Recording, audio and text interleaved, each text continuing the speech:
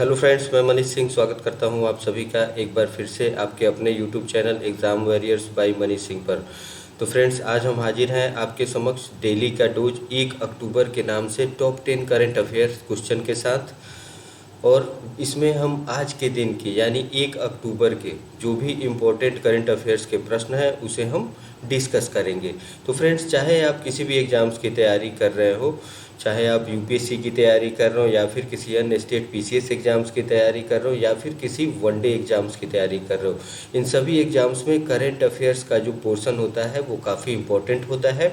और ये आपके प्रीलिम्स के एग्ज़ाम्स में और साथ ही साथ मेंस के एग्ज़ाम में भी वाइटल रोल प्ले करता है। तो फ्रेंड्स, चलिए आज का सेशन हम शुरू करते हैं।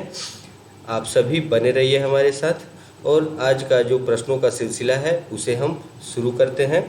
तो फ्रेंड्स, पहला प्रश्न है आपके स्क्रीन पे, हाल ही में किस देश ने अपने पूर्वी तट से वानसोंग 8 नामक एक नई विकसित हाइपरसोनिक मिसाइल का सफलतापूर्वक परीक्षण किया है? तो फ्रेंड्स, यहाँ पे हम बात कर रहे हैं, ये साइंस टेक से संबंधित आपके समक्ष प्रश्न है, डिफेंस से संबंधित भी है और ये इंटरनेशनल अफेयर से संबंधित करंट अफेयर्स है जो आपके स्क्रीन पे है। तो फ्रेंड्स, यहाँ पे हम बात कर रहे हैं वांगसोंग 8, ये एक हाइपरसोनिक मिसाइल का नाम है और वो किस देश ने इसे हाल ही में सफलतापूर्वक इसका परीक्षण किया है? तो फ्रेंड्स, ऑप्शंस की तरफ बढ़ते हैं। ए ऑप्शन है उत्तर कोरिया, बी है जापान, सी है चीन और डी है रूस।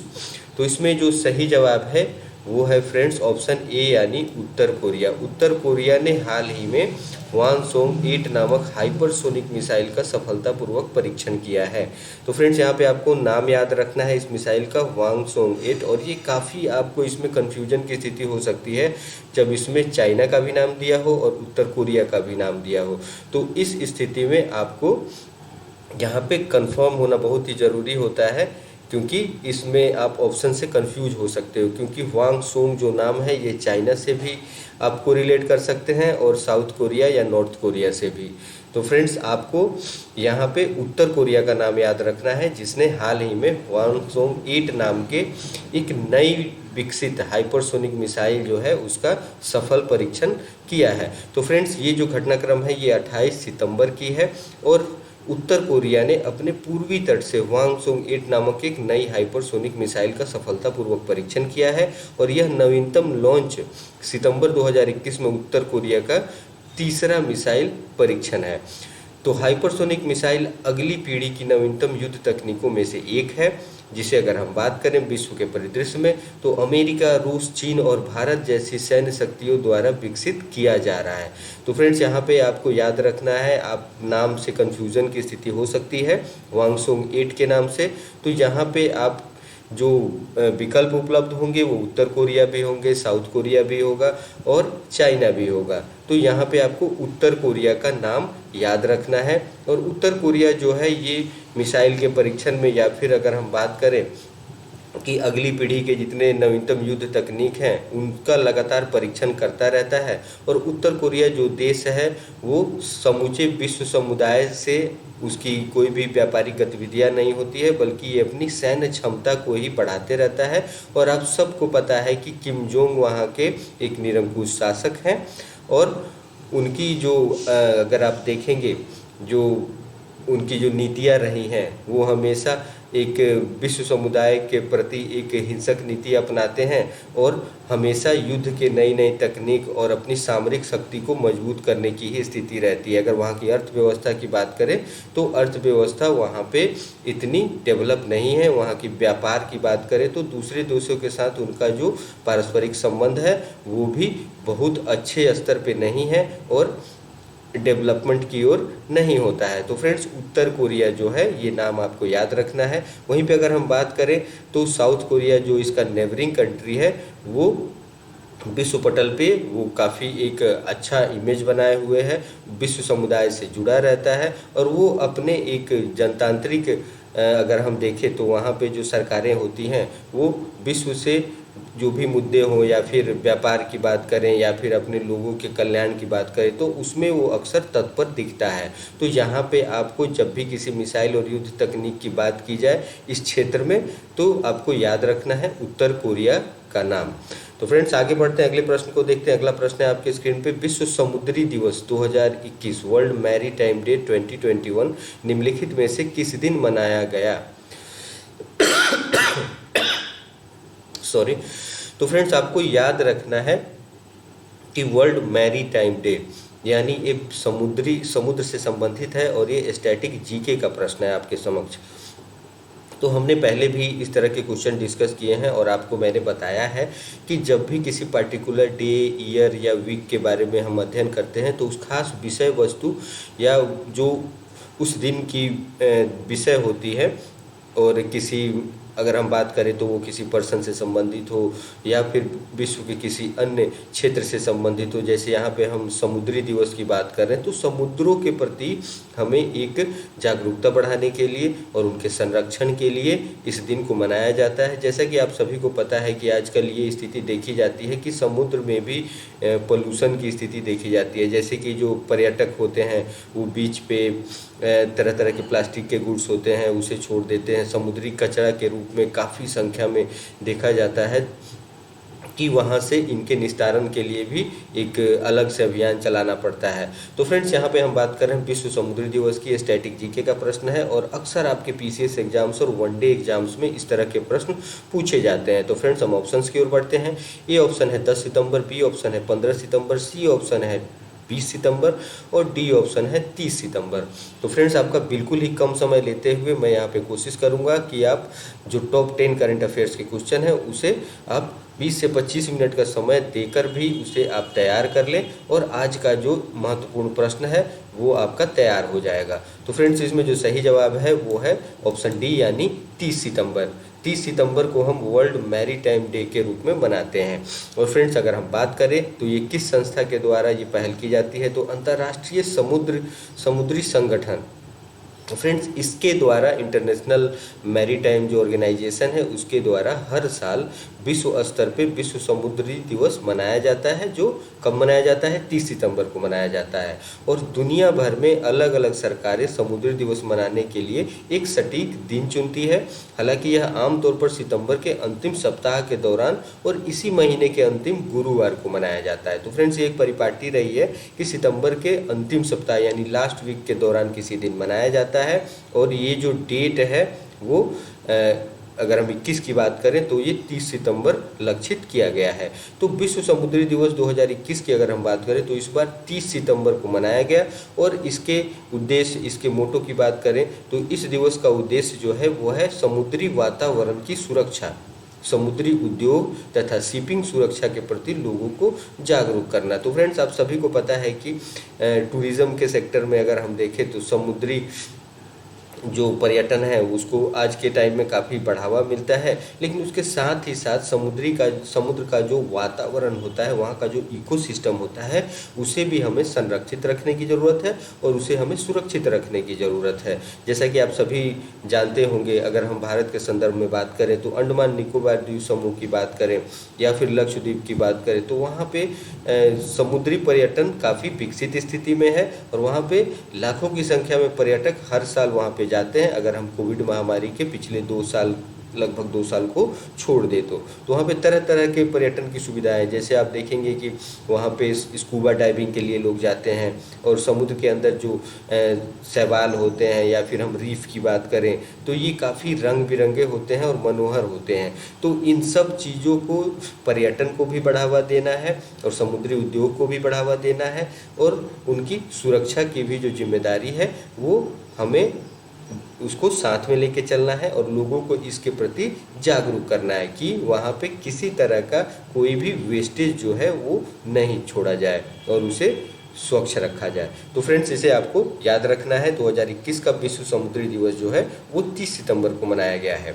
आगे बढ़ते हैं फ्रेंड्स। लुइस हैमिल्टन कितने रेस जीतने वाले पहले फार्मूला 1 ड्राइवर बन गए हैं? तो फ्रेंड्स आप सबको पता है कि लुइस हैमिल्टन का जो नाम है वो काफ़ी फेमस है। ये फार्मूला 1 रेसिंग से संबंधित ये आपके समक्ष प्रश्न है। और ये F1 ड्राइवर हैं, ये कितने रेस जीतने वाले इन्होंने पहला स्थान पाने का गौरव प्राप्त किया है।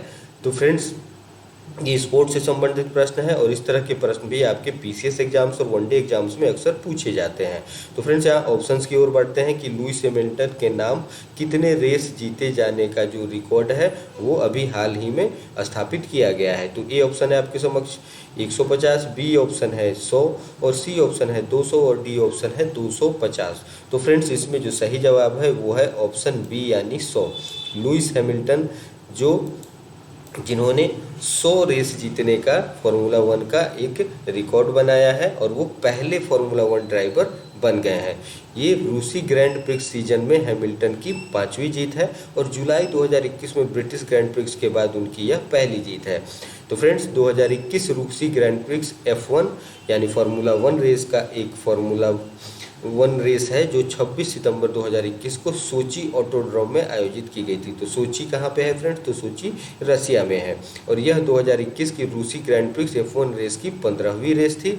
और लुइस हैमिल्टन आपसे पूछा जा सकता है, जो भी फार्मूला 1 ड्राइवर होते हैं तो ये अलग अलग जो कंपनियां होते हैं उनके द्वारा ये स्पॉन्सर किए जाते हैं। तो लुइस हैमिल्टन की अगर हम बात करें तो वो मर्सिडीज़ के लिए रेसिंग करते हैं, ये आपको याद रखना है। और भी नाम है प्लेयर्स के, जैसे कि सेबेस्टियन वेटल हैं और इस तरह के और भी ड्राइवर हैं जो F1 रेसिंग में भाग लेते हैं। तो यहाँ पे जो ये कीर्तिमान स्थापित किया है 100 रेस जीतने का, उनका नाम है लुइस हैमिल्टन और ये मर्सिडीज़ के लिए ये ड्राइविंग करते हैं और उसे स्पॉन्सर करते हैं। आगे बढ़ते हैं फ्रेंड्स, अगले प्रश्न को देखते हैं। चौथा प्रश्न है आपके स्क्रीन पे, हाल ही में किस राज्य सरकार ने मिशन शक्ति चरण 3 के तहत निर्भया एक पहल कार्यक्रम की शुरुआत की है?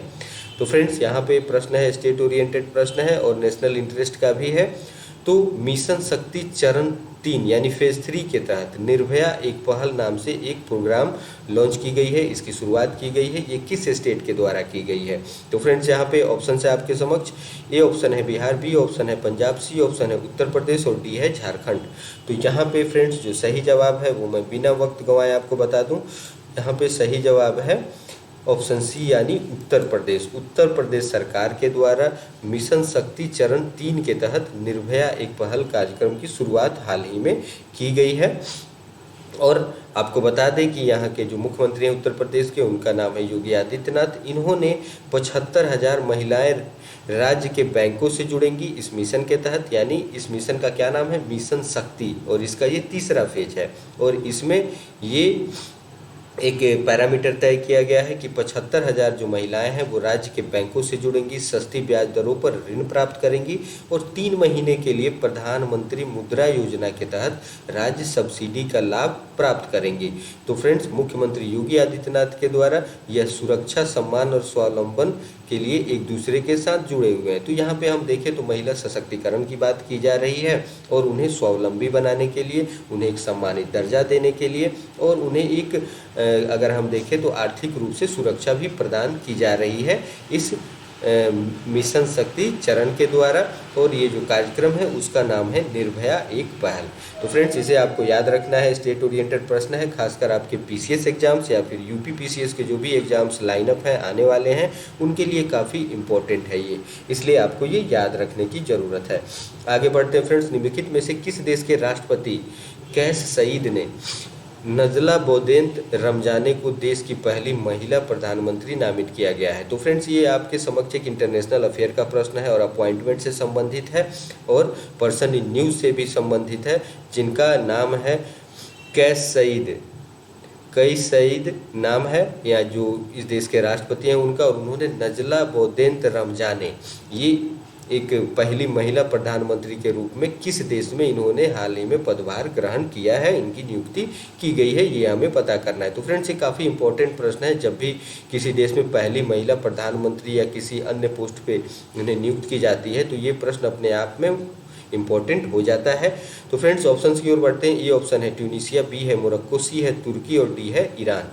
तो इसमें जो सही जवाब है फ्रेंड्स कि किस देश में नजला बोदेंत रमजाने ने पहली महिला प्रधानमंत्री के रूप में शपथ ग्रहण की है, उनकी नियुक्ति हुई है। तो फ्रेंड्स इस देश का नाम है ट्यूनीशिया, इसे आपको याद रखने की ज़रूरत है। इस तरह के प्रश्न अक्सर आपके पीसीएस एग्जाम, वनडे एग्जाम्स या फिर यूपीएससी के एग्जाम्स में भी पूछे जा सकते हैं।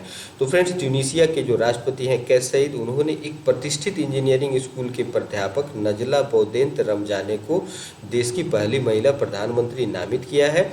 और राष्ट्रपति के द्वारा 25 जुलाई को संसद भंग करने और कार्यकारी शक्तियां अपने हाथों में ले लेने के बाद देश में प्रधानमंत्री का पद तब से रिक्त था और उस जगह पे इनकी नियुक्ति की गई है। तो फ्रेंड्स अगर हम बात करें तो ट्यूनीशिया के राष्ट्रपति कैस सईद के अनुसार नई सरकार का जो मुख्य उद्देश्य होगा वो कई सरकारी संस्थानों में फैले भ्रष्टाचार और अराजकता को समाप्त करना होगा। तो फ्रेंड्स चूंकि ये ट्यूनीशिया की पहली महिला प्रधानमंत्री हैं, इसलिए आपको इनका नाम याद रखना है। इस तरह के प्रश्न अक्सर आपके एग्जाम्स में पूछे जाते हैं। आगे बढ़ते फ्रेंड्स अगले प्रश्न को देखते हैं। हाल ही में सरकार ने दिल्ली मेट्रो रेल कॉरपोरेशन यानी डीएमआरसी के प्रबंध निदेशक डॉक्टर मंगू सिंह का कार्यकाल कब तक के लिए बढ़ा दिया है।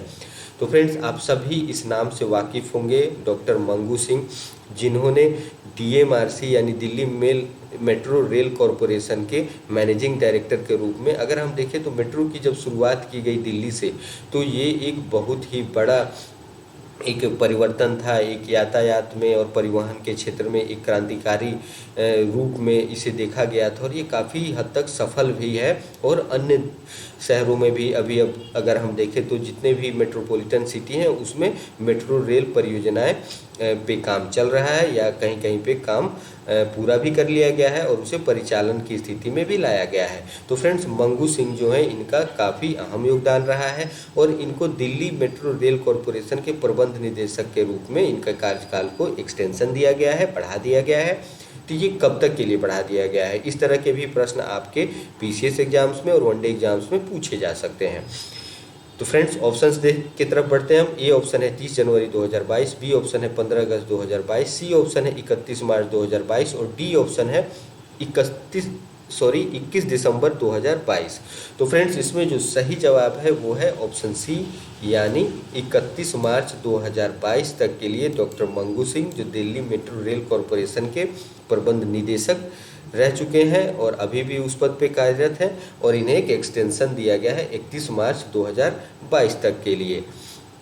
तो फ्रेंड्स इनके कार्यकाल को 6 माह के लिए और बढ़ा दिया गया है। और आपकी जानकारी के लिए बता दें कि दिल्ली के परिवहन मंत्री कैलाश गहलोत के निर्देशन पर परिवहन विभाग ने इस संबंध में कुछ दिन पहले केंद्र सरकार के पास यह प्रस्ताव भेजा था, जिसे अनुमति प्रदान कर दी गई है। तो फ्रेंड्स अगर हम बात करें मंगू सिंह की, डॉक्टर मंगू सिंह की, तो इनका प्रबंध निदेशक के रूप में, डीएमआरसी के प्रबंध निदेशक के रूप में कार्यकाल इसी महीने सितंबर को समाप्त हो रहा था। अब वे 31 मार्च 2022 तक इस पद पे बने रहेंगे और दिल्ली मेट्रो रेल कॉरपोरेशन और दिल्ली सरकार और केंद्र की समान हिस्सेदारी है इस प्रोजेक्ट में और इसके प्रबंध निदेशक को हमेशा केंद्र की सहमति से राज्य सरकार के द्वारा नामित किया जाता है। तो फ्रेंड्स ये काफ़ी इम्पोर्टेंट पर्सनालिटी हैं, इनका नाम आपको पर्सन इन न्यूज़ के अंतर्गत भी पूछा जा सकता है आपके आने वाले एग्जाम्स में, इसलिए आपको इन्हें इस नाम को याद रखने की ज़रूरत है।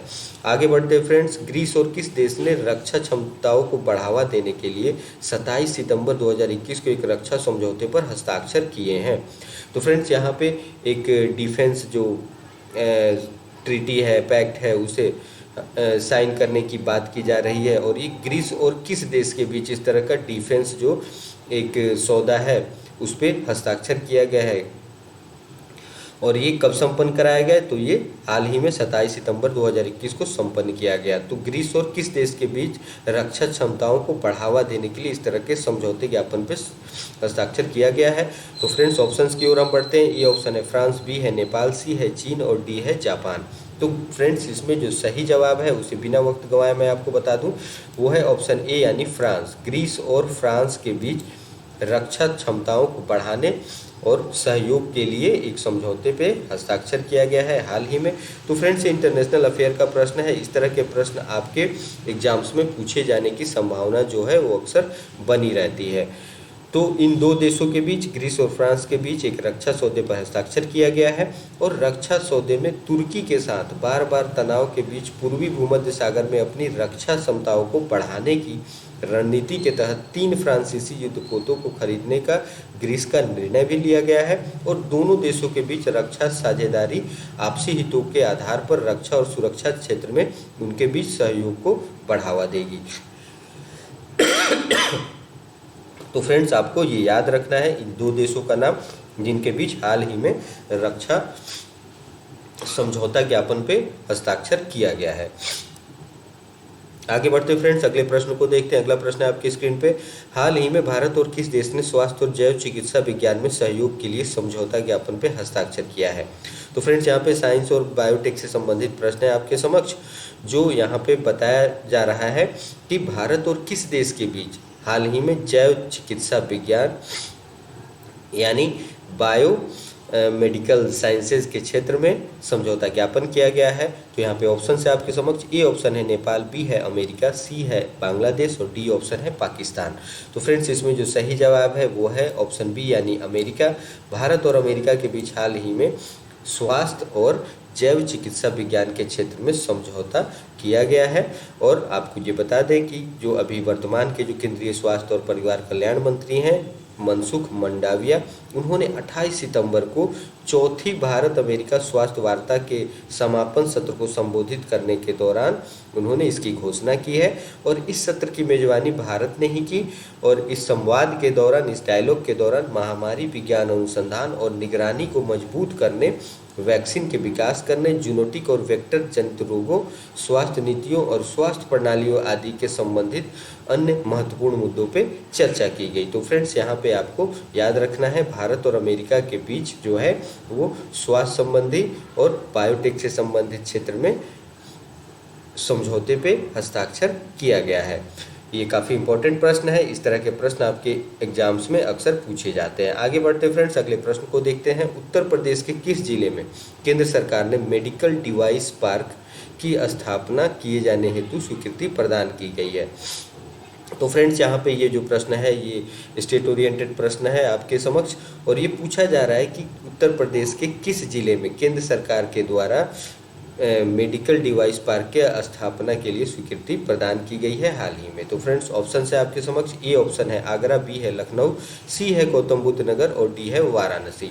तो यहाँ पे आपको ध्यान रखना है कि केंद्र सरकार के द्वारा जो मेडिकल डिवाइस पार्क की स्थापना की जा रही है वो ऑप्शन सी यानी गौतम बुद्ध नगर में की जा रही है। गौतम बुद्ध नगर फ्रेंड्स, आपको पता होगा इस नोएडा का जो नाम है उसे परिवर्तित करके गौतम बुद्ध नगर रखा गया था।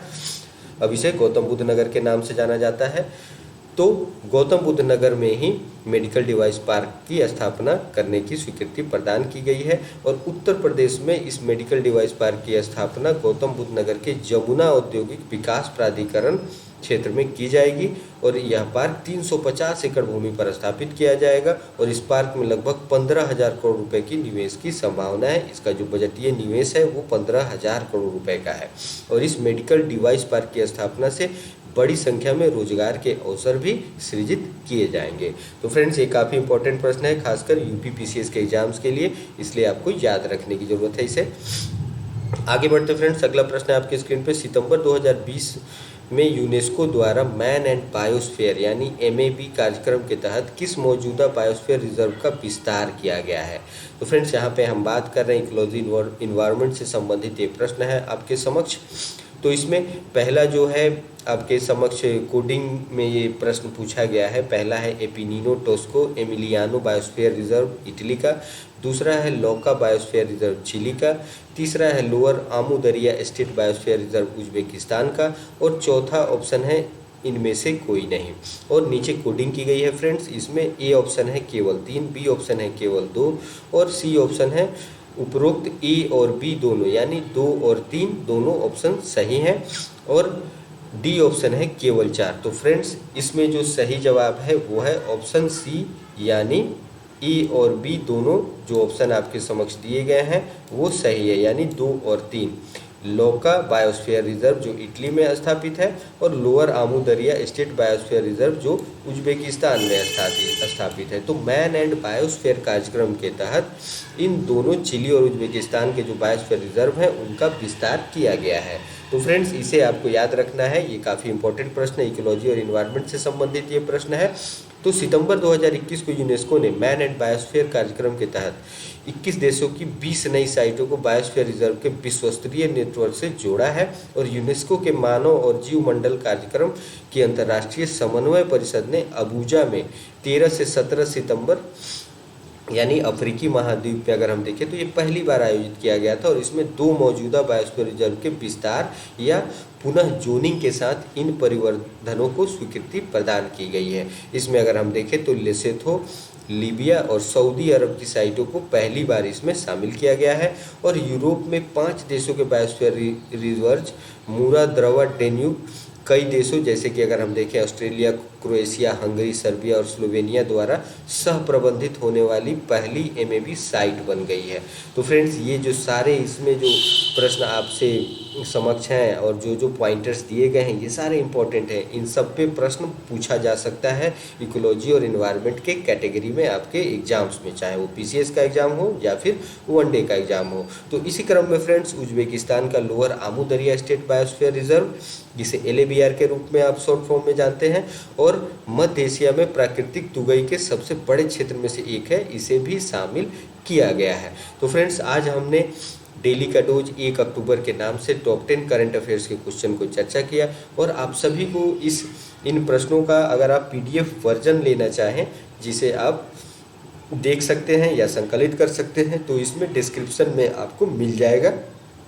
जब भी आप चैनल को फॉलो करेंगे और इसको विजिट करेंगे तो आपको इस सेशन के दौरान ही डिस्क्रिप्शन में इसका लिंक भी दिया गया है, जहां से आप PDF डाउनलोड कर सकते हैं। तो फ्रेंड्स, आज हमने टॉप 10 करंट अफेयर्स क्वेश्चन को डेली के डोज के नाम से डिस्कस किया, और आप सभी का इस सेशन में बने रहने के लिए बहुत बहुत धन्यवाद। और आप सभी इस सेशन को ज़्यादा से ज़्यादा संख्या में शेयर करें, लाइक करें, सब्सक्राइब करें, और जो भी एस्पिरेंट्स हैं उनके बीच सर्कुलेट करें, जिससे एग्ज़ाम वॉरियर्स का जो फैमिली है, इसका जो रीच है, वो काफ़ी एस्पिरेंट्स के बीच पहुंच सके और इसका लाभ उठाएं सभी मिलकर।